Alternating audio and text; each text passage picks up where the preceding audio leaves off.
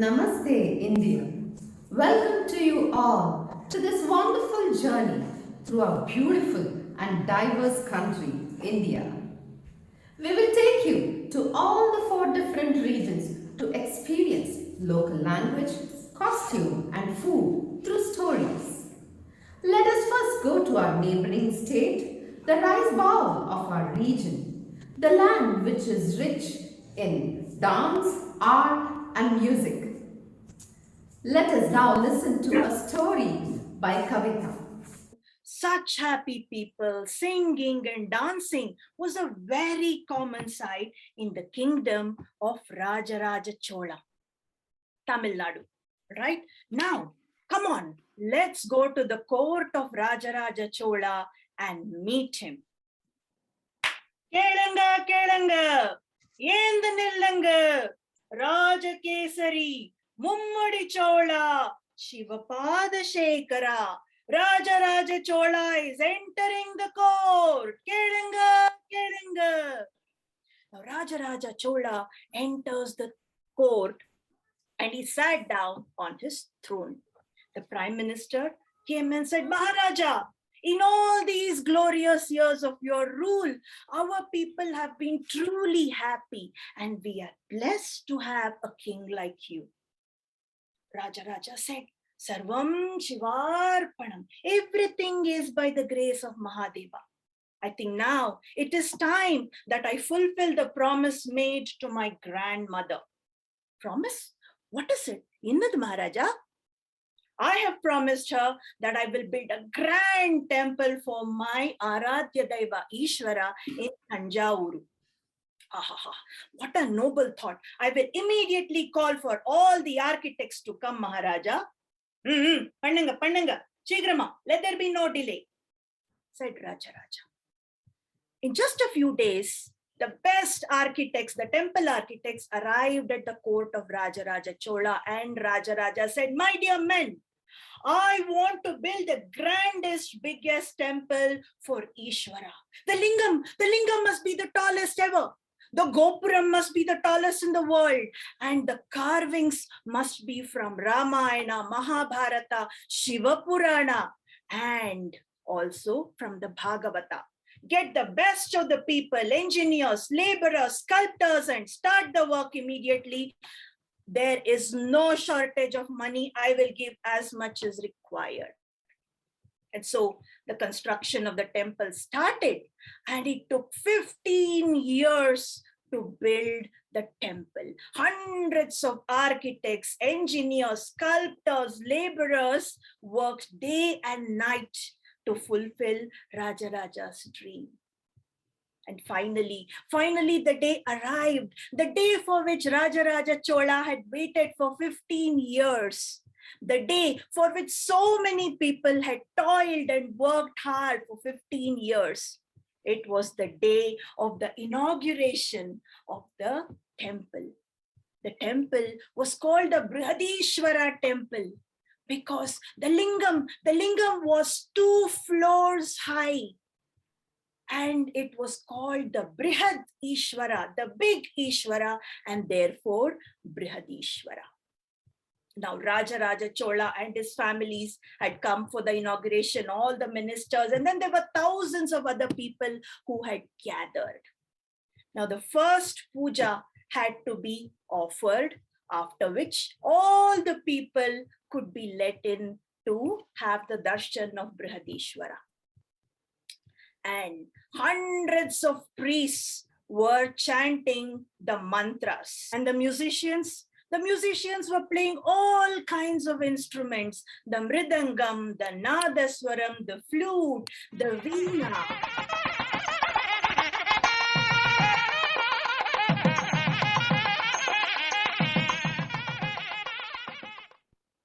And the dancers, the Bharatanatyam dancers, beautifully dressed, were performing to the songs praising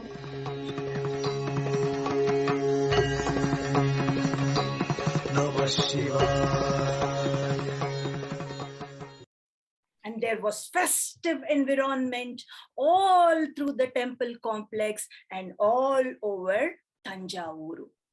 all the preparations had been done. The lingam was beautifully decorated with colorful flowers and hundreds of lamps were lit. The Brihadishvara was looking splendid. Now just one final step remained. The enormous temple bell had to be rung and then the puja could be started. So the main Archaka said, ring the bell. And the bell in charge went running. What? Bell in charge? Who has a bell in charge? Of course, there had to be a bell in charge because this bell was as big as a room and very high. You could not reach it with your hand. So they had tied a rope which had to be pulled. So the bell in charge ran and he caught hold of the rope and pulled. Now this was a huge bell and people were expecting a loud gong. No sound. Now the bell in charge got scared. Oh my God, the bell is not ringing. What will the king think of me? This useless fellow can't even ring a simple bell. And he went and caught hold of the rope and pulled. No sound. Now two other temple staff ran and four of them caught hold of it and pulled. No sound. Now Raja Chola was heartbroken. What is happening? And he went in front of the linga and said, Sarveshwara, Ishvara, Maheshwara, what is happening? Why is the bell not ringing? Have I committed any sin? Please tell me what I should do. And he started saying, Om Namah Shivaya, Om Namah Shivaya, Om Namah Shivaya. And then he heard a voice. The bell will sound only if the person who has truly worked for the construction of the temple will ring it. Raja's guru came running. Raja, who else but you who has worked so hard for the construction of the temple? You have given the money, you have supervised everything, you have given the land. I think you must ring the bell. So Raja said, oh, if this is what Shankara wants, absolutely. So he got hold of the rope and pulled it. No sound. The main Archaka came running. Mahaswami, if you agree, may I try? Raja said, of course, Swami, you have been guiding me from day one. Nobody is an authority on the Shastras and Puranas than you. Please try. So the Archaka got hold of the rope and pulled it. No sound. Now all the architects, engineers, whoever worked for the construction of the temple tried, but there was no sound. Now by now it was already afternoon. The Mahamangalarti had to be done. The prasadam was ready. Vent pongal, chakkara pongal, pal paisam, kuli paniyaram.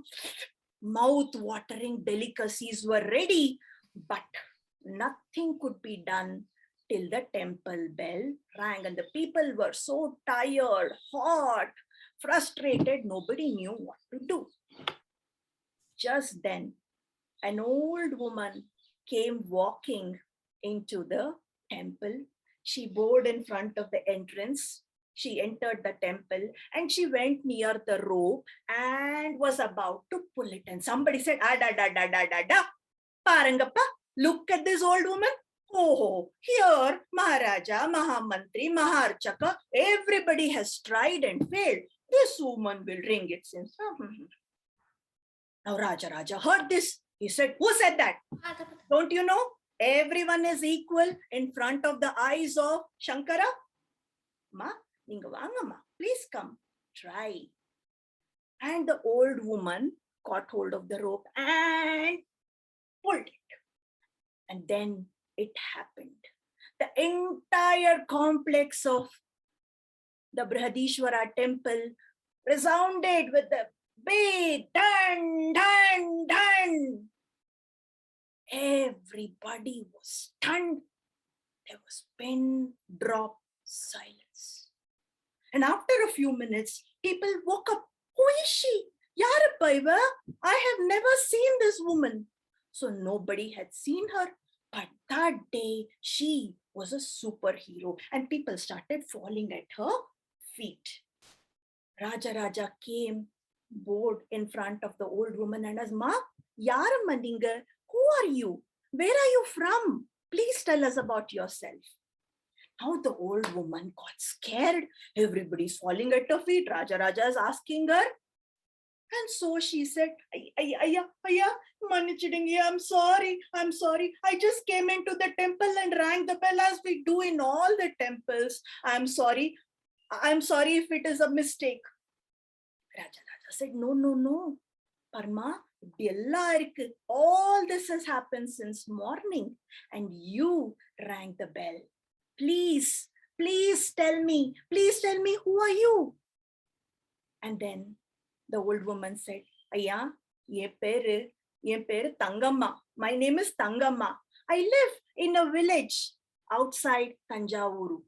You see, when the construction of the temple started 15 years ago, I would see the bullock carts getting ready to carry all the materials to the site. When I would go to the marketplace, I would see the sculptors, the engineers, the laborers collecting the tools they needed.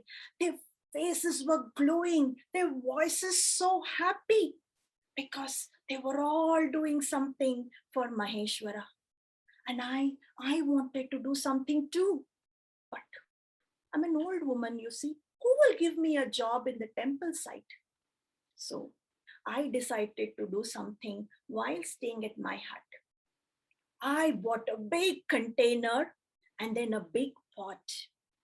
I would fill them with water every day and keep it in below the tree which was in front of my house. You see, all the bullock carts would pass my house. They would stop, the bullocks would drink the water, the drivers would drink the water, and after that, they would rest for some time and then go to the temple site. It was a very small thing I did. I just made sure there was enough water all the time.